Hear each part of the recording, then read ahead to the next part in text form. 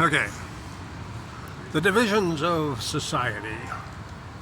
One, we have the police officers in the military, National Guard and such.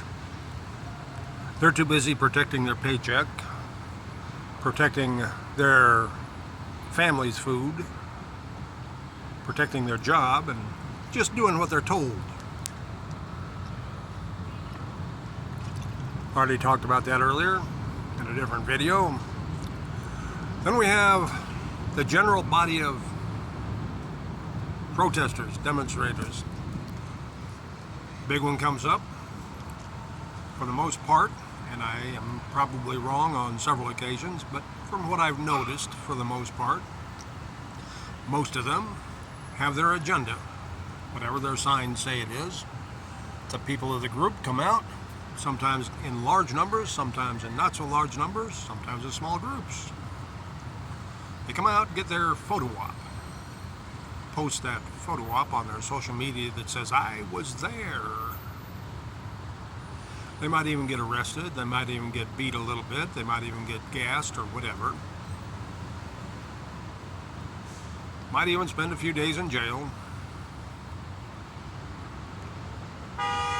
Then once the incident is over, most of them released and go home.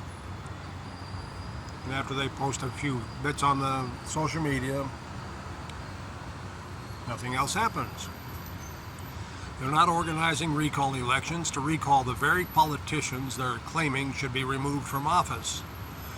They're still expecting the internal checks and balances to succeed.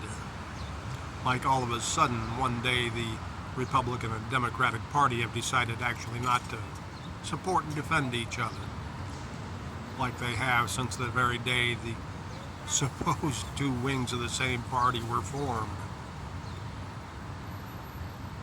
And then they do nothing. Then complain about the politicians who are in office.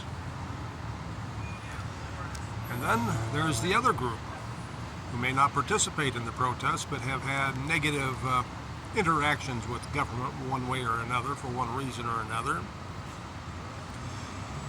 And they have soured themselves against doing anything to help others that they think might have a chance.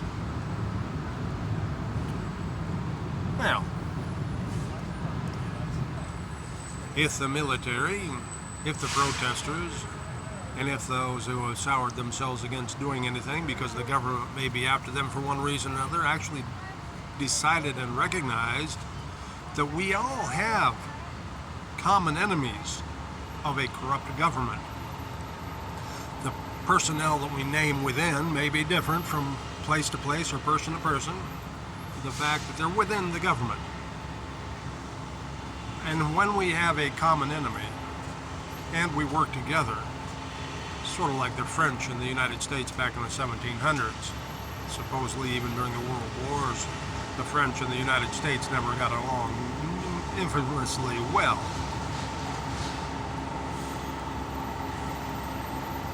But when they had a common enemy, Great Britain at the time,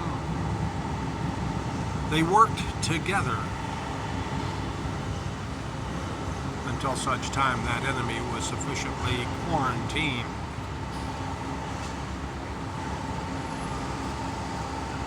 If we work together, we can do the same with our own government in the United States of America, no matter how big it is and no matter how impossible they want us to think it is to get them under control and quarantine them.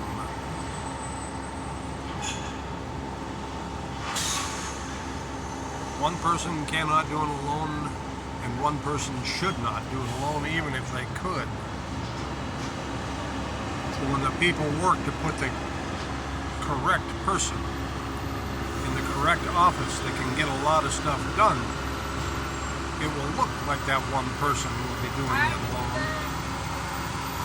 Have a good day.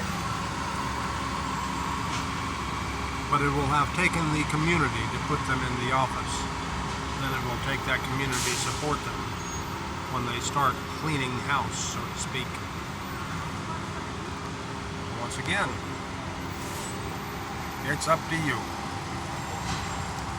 100 plus YouTube subscribers, 300 plus Instagram subscribers.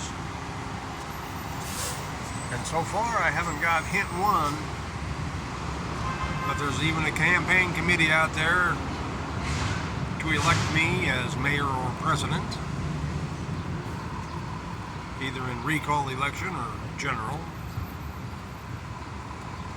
Nor am I aware of any candidates who actually know the Constitution enough and or the Declaration enough that would suggest that they will use them to equally defend everybody's rights.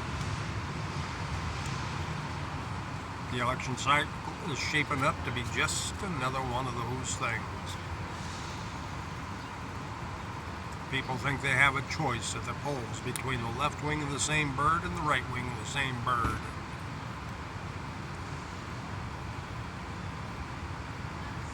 Choice is yours.